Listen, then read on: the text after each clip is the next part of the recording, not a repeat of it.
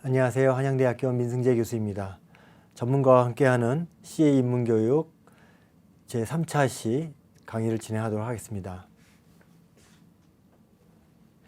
3차 시는 2차 시의 선형 정적 해석에 이어서 비선형 해석을 이해하는 게 되겠습니다. 먼저 비선형이란 무엇인지 알아보도록 하겠습니다. 말 그대로 선형이 아닌 것이 모두 비선형이 되겠습니다. 앞서 말씀드린 선형의 조건이 하중과 변이의 관계가 선형이다라고 말씀드렸었는데, 이 관계가 성립하지 않는 경우가 모두 비선형이라고 보시면 되겠습니다. 따라서 하중이 증감에 따라서 강성 K가 지속적으로 변하는 문제는 모두 비선형이라고 보시면 되겠습니다. 자, 그러면 5개의 파트로 나눠서 진행을 하도록 하겠습니다. 첫 번째는 비선형에 대한 이해를 좀 더 설명해 드리고, 그 다음에 비선형의 대표적인 3가지 기하 비선형, 재료 비선형, 접촉 비선형을 각각 설명드린 후에 실제로 비선형 해석을 하기 위한 수치 해석 방법론이 어떻게 소프트웨어 내에서 구현되어 있는지 간단하게 설명드리도록 하겠습니다. 첫 번째, 비선형에 대한 이해가 되겠습니다. 그림에서 보시는 바와 같이 실제 물리현상은 대부분이 비선형이 되겠습니다. 그렇지만 저희가 많은 경우 선형 정적이라고 가정을 하고 해석을 하기 때문에 선형 정적 해석을 먼저 2차 시에서 말씀을 드린 거고요. 실제로 조금 더 실제 물리현상에 가까운 해석을 하고 싶으실 경우에는 반드시 이런 비선형을 고려를 해야 될 것 같습니다. 첫 번째, 이런 낚싯대와 같이 여기 이제 하중이 가해져서 많이 휘는 걸 볼 수가 있는데, 이렇게 대변형이 일어나는 경우는 당연히 이제 비선형이라고 볼 수 있고요. 그 다음에 이렇게 박판 성형을 하는 것처럼 소송 가공을 하는 경우도 그 재료 비선형으로서 비선형 해석을 해야 되는 겁니다. 또한 이렇게 충돌과 같이 접촉을 하는 경우도 비선형성을 고려하게 되기 때문에 비선형 해석이 필요한 경우라고 볼 수 있겠습니다. 실제로 해석 사례를 살펴보면 요 이제 앞에서도 설명드린 자동차 도어의 웨더 스트립과 같은 재료 비선형, 그 다음에 지진 흡수기와 같은 소송 변형을 일으키는 재료 비선형이 있을 수가 있고요. 그 다음에 이와 같은 이제 커넥터의 접촉, 인서트와 이제 들어가고 나오는 것을 이제 판단하기 위한 접촉 비선형 사례가 되겠습니다. 마찬가지로 이러한 판 스프링에서도 접촉 비선형이 일어나는 거고요. 그다음에 이러한 관광 같은 경우는 이제 대변형이 일어나는 기하 비선형의 사례가 되겠습니다. 자, 그러면은 지금까지 나온 탄성, 소성, 그다음에 선형, 비선형의 관계를 한번 정리해 보도록 하겠습니다. 먼저 탄성과 소성이 같이 이제 비교가 될 수 있는데, 탄성이란 것은 하중을 이제 가해서 변형을 일으켰다가 하중을 제거했을 때 원래 위치로 되돌아가는 성질을 말씀드리겠습니다. 그래서 이와 같이 하중을 작용했다가 놨을 때 다시 원위치로 데려가는 게 선형일 수도 있고, 그 다음에 고무와 같은 재료 같은 경우는 하중이 가하고 난 다음에 제거했을 경우 이렇게 비선형성을 갖고 있지만 원래 자리로 되돌아가는 성질이 있습니다. 그래서 이렇게 원래 하중을 제거한 후에 원래 자리로 되돌아갈 수가 있다면 우리는 탄성이라고 얘기할 수가 있겠고요.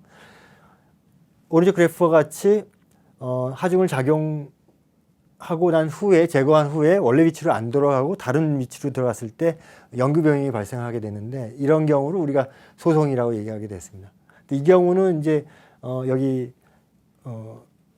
앞에서 고체역학에서 말씀드렸던 항복 임계를 이제 지나는 경우가 이제 소성이라고 볼 수 있겠습니다. 그 다음에 이제 선형과 비선형의 관계는 지금 힘과 변형의 관계식이 하나의 상수로 표현이 가능하냐, 그렇지 않느냐로 구분해서 말씀드릴 수 있겠습니다.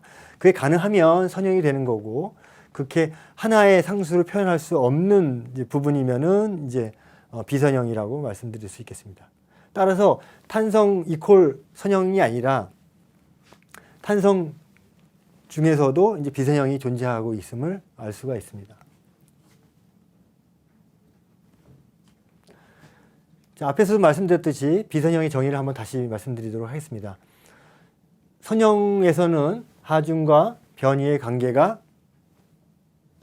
직선으로 일정한 기울기를 갖는 관계를 나타낼 수 보였습니다. 그 기울기를 우리가 탄성계수라고 말씀을 드렸고요. 근데 비선형 해석에서는 이게 하나의 값으로 표현이 되지 않는 경우를 말씀드립니다. 그래서 하중이 바뀜에 따라서 지금 강성이, 구조물의 강성 K가 바뀌는 경우가 비선형이라고 보시면 되겠고요.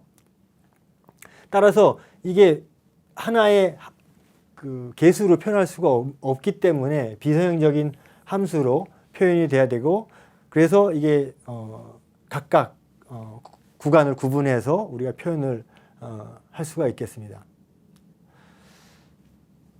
그래서 비선형 해석에서는 이 기울기가 계속 변하고 있기 때문에 반복적인 계산을 통해서 이 탄성계수를 계산해서 최종 해를 구해야만 되는 점이 선형 해석과 크게 다른 점이라고 말씀드릴 수 있겠습니다. 그러면 이러한 비선형성을 발생시키는 원인으로는 앞에 설명드렸듯이 크게 기하 비선형, 재료 비선형, 접촉 비선형 세 가지를 말씀드릴 수가 있겠고, 기하 비선형은 과도한 변형을 일으키거나 하중의 방향이 변해서 구조의 강성값이 계속 변하는 경우가 되겠습니다. 그 다음에 재료 비선형인 경우에는 응력 변형률 곡선에서 탄성 범위를 벗어나게 돼서 이제 더 이상 선형이 성립하지 않는 경우에 이제 재료 비선형이라고 말씀드릴 수 있겠습니다. 마지막으로 접촉 비선형은 물체가 거동함에 따라서 경계 조건이 바뀌는 경우를 말씀드리겠습니다. 다시 말씀드려서 접촉하는 상태가 계속 변화하는 경우가 접촉 비선형이 되겠습니다. 자, 그럼 첫 번째 기하 비선형에 대해서 설명드리도록 하겠습니다.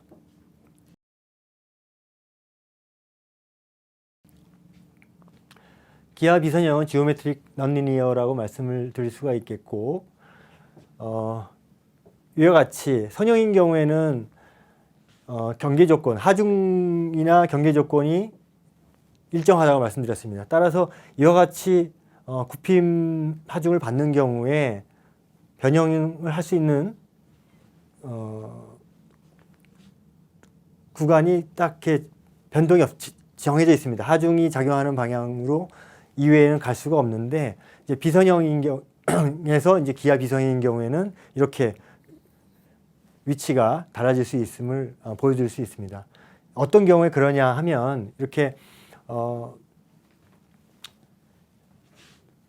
물체의 변이나 회전이 과도한 경우, 지금 이와 같은 경우도 이제 굽힘이 과도하게 되면은 실제 원래 하중이 작용하는 방향과 틀리게 이제 실제 물리 현상에서 나타나게 되어 있는데, 선형 해석을 하게 되면은 그 현상을 모사할 수가 없습니다. 따라서 이와 같이 기하 현상의 변화가 과도해서 대변형, 대회전을 말씀드릴 수가 있고, 또한 변형률 자체가 아주 큰 경우, 국부적이지만 변형률이 아주 큰 경우에도 이제 이러한 기하 비선형 해석을 해야 되는 경우가 있습니다.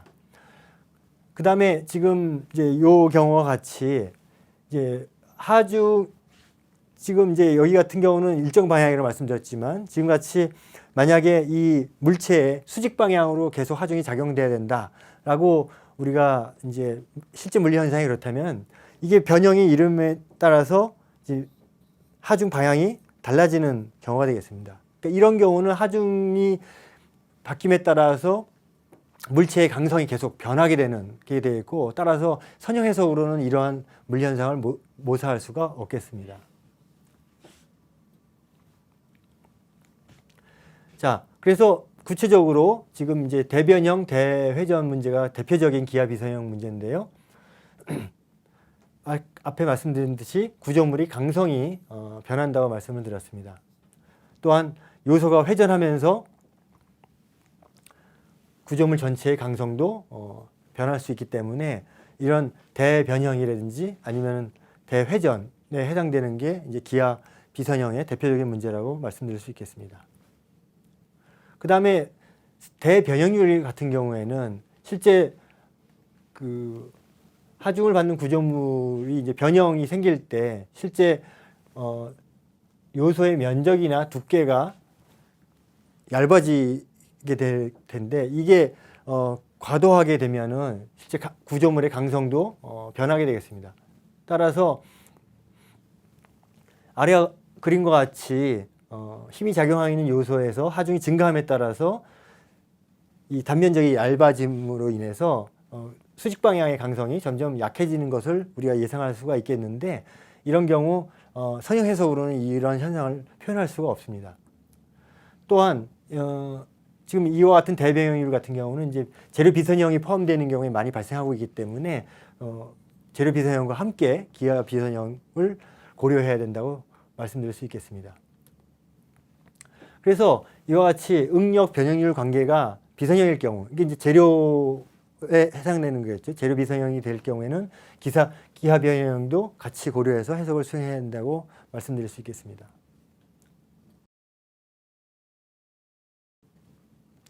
자, 그럼 두 번째로 재료 비선형에 대해서 말씀드리도록 하겠습니다. 재료 비선형은 머티리얼 넌리니어로서 선형 해석에서는 저희가 재료의 범위가 탄성 범위 내에 있다고 가정을 했습니다. 물론 이제 고무는 제외를 했지만요. 탄성이란 게 다시 한번 말씀드리지만 하중을 작용시켰다가 제거했을 때 원래 위치로만 돌아오면은 저희가 탄성이라고 정의했습니다. 그게 선형이든 비선형이든 간에 관계없이.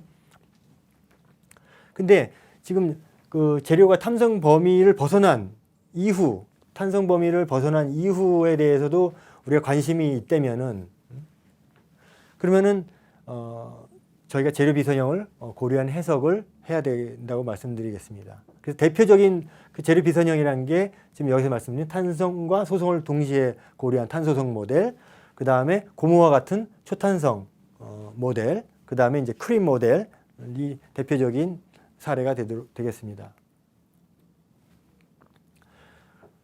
자, 다음 그림은 재료 비선형을 고려한 실제 설계 사례가 되겠습니다. 왼쪽은 이제 도어의 웨더 스트립, 이게 다 이제 고무가 되겠는데요.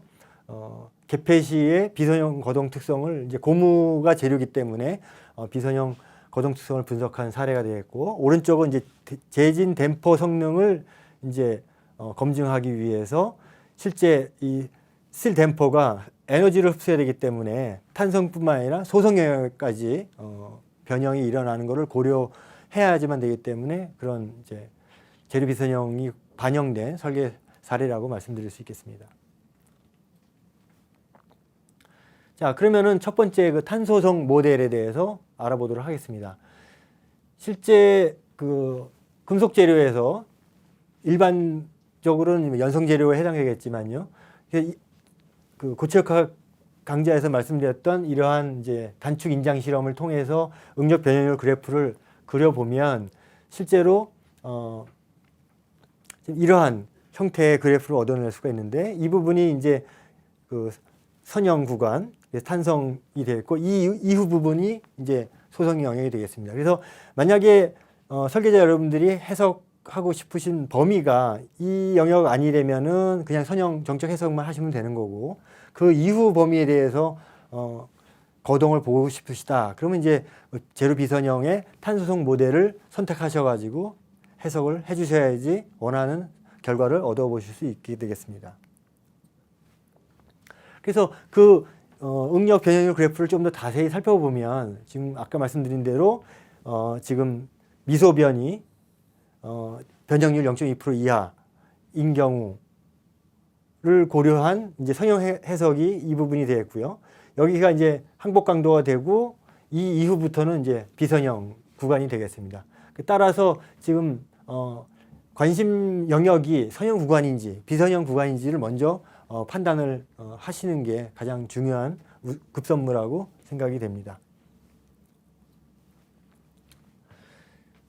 자, 지금 재료 비선형은 당연히 이제 소송을 영역까지 고려한다고 했었는데, 지금 앞서 고체역학 시간에 보여드렸던 응력 변형형 그래프에서 지금 이 부분이 되겠습니다. 그래서 이 부분은 이제 기울기가 0인 소송 영역을 나타낸 거고, 여기서부터는 이제 경화 구간, 이쪽부터는 연화 구간이라고 볼 수 있겠습니다. 그래서 최대 인자 응력까지 경화된 후에 파단까지 연화가 되는 과정을 나타낼 수 있는데요. 그래서 크게 이제 탄성 다음에 소송을 이렇게 경화로 볼 건지, 그 다음에 기울기가 제로인 완전 소송으로 볼 건지, 아니면 연화로 볼 건지에 따라서 탄소송 모델 선택이 결정이 되겠습니다.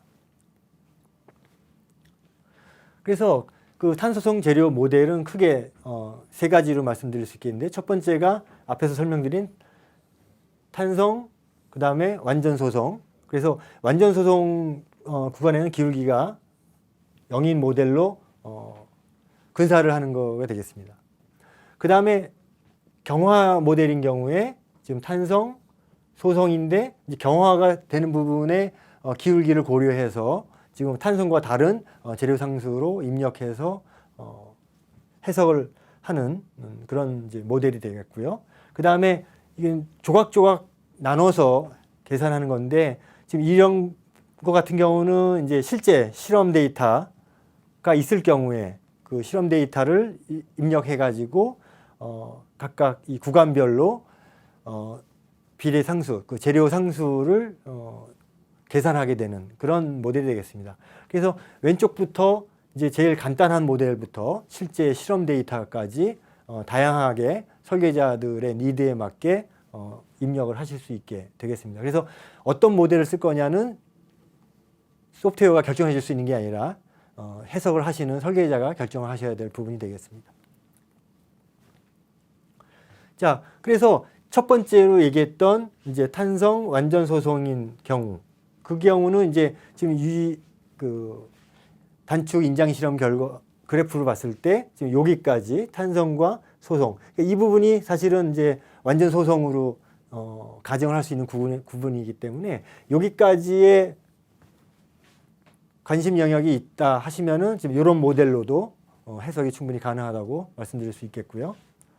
그 다음에 그게 아니라 지금 최대 인증 강도 여기까지가 아니라 이 부분까지는 우리가 하중을 인가해 가지고 변형을 봐야 된다 하시면은 이제 이 부분은 이제 경화가 일어나는 부분이기 때문에 이런 탄성 그 다음에 경화의 모델을 이용하셔야지 원하는 결과를 얻으실 수 있을 거라고 봅니다. 그래서 아까는 이제 여기까지만 관심이 있었기 때문에 탄성 완전 소송으로 해서 근사를 했었는데, 지금은 이제 여기가 아니라 최대 인정 강도 있는 부분까지이기 때문에 바로 탄성과 최대 인정 강도를 연결하는 기울기를 가지고 경화를 표현한다고 말씀드릴 수 있겠습니다. 그 다음에 이제 세 번째가 아까 조각조각 이어서 실험 데이터를 활용한다고 말씀드렸었는데, 그런 경우는 이제 이렇게 파단까지 볼 경우에 완전히 재료가 파단되는 것까지 볼 경우에 이제 이런 걸 쓰는데, 지금 여기서는 아까는 여기서는 이제 경화가 일어났었는데 여기서는 이제 연화가 일어나고 있습니다.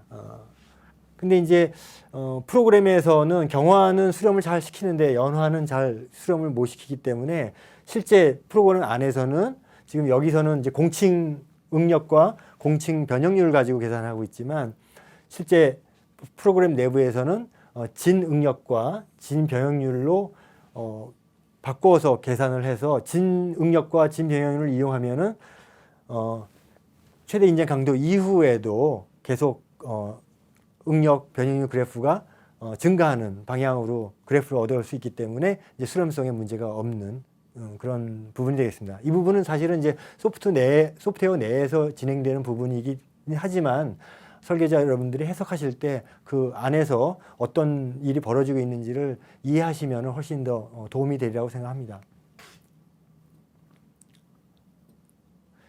자, 좀 전에 말씀드렸던 공치응력과 진응력에 대해서 한번 다시 정리를 해보도록 하겠습니다. 실제로 인장 실험을 통해서 얻는 응력 변형률 곡선은 실제로 응력이란 거는 하중을 면적으로 나눈다고 말씀드렸었는데, 이 면적이 해당되는 게 초기 면적을 그대로 사용하는 겁니다.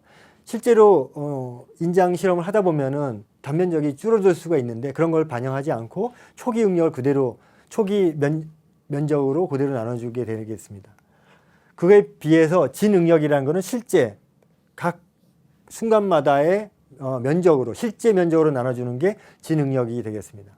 한편 공칭 변형률 같은 경우는 마찬가지로 초기 길이분의 변형된 길이로 정의한다고 말씀드렸었는데, 실제 진 변형률에서는 이제 초기의 길이가 아닌, 이것도 마찬가지로 그 하중이 인가되고 있는 그 상황의 길이로 나눠주는 게 진 변형률이 되겠습니다. 따라서 실제는 이러한 진 응력과 진 변형률이 맞기 때문에 true란 말을 쓰고 있고, 지금 편의에 의해서 그 하중과 그 다음에 변형량을 가지고 바로 원래 초반의 초기의 면적과 길이로 나눠준 거를 우리가 엔지니어링 응력 변형률, 공칭 응력 변형률이라고 얘기하고 있습니다. 그래서 지금 이 실제 진응력과 공칭응력과의 관계는 이제 수식으로 전개해 보면 다음과 같습니다. 그래서 공칭응력에 지금 그 1 플러스 공칭 변형률을 고려한 요 포션이 곱해져야지 실제 진응력이라고 말씀드릴 수 있고요. 그 다음에 진변형률 같은 경우는 실제로 지금 실제 길이분의 그 변형된 길이를 적분해주는 의미가 되겠는데, 그걸 이제 실제로 적분해주면은 지금 이제 자연로그의 1 플러스 그 공칭 변형률, 요렇게 이제 식이 나온 것을 알 수가 있게 되겠습니다. 따라서 그것을 이제 하나의 사례로 살펴보면, 원래 이제 인장 실험을 통해서 얻어진 공칭 변형률과 공칭 응력을 앞에서 유도한 진응력과 진변형률의 식으로 변형시키면 진변형률과 진응력을 우리가 구할 수 있음을 알 수 있습니다. 따라서 아까 말씀드렸듯이 최대 인장 하중부터 이제 파단이 이르길 때까지는 이러한 진변형률과 진응력의 관계를 이용하여 수렴을 시키는 것을 알 수 있습니다.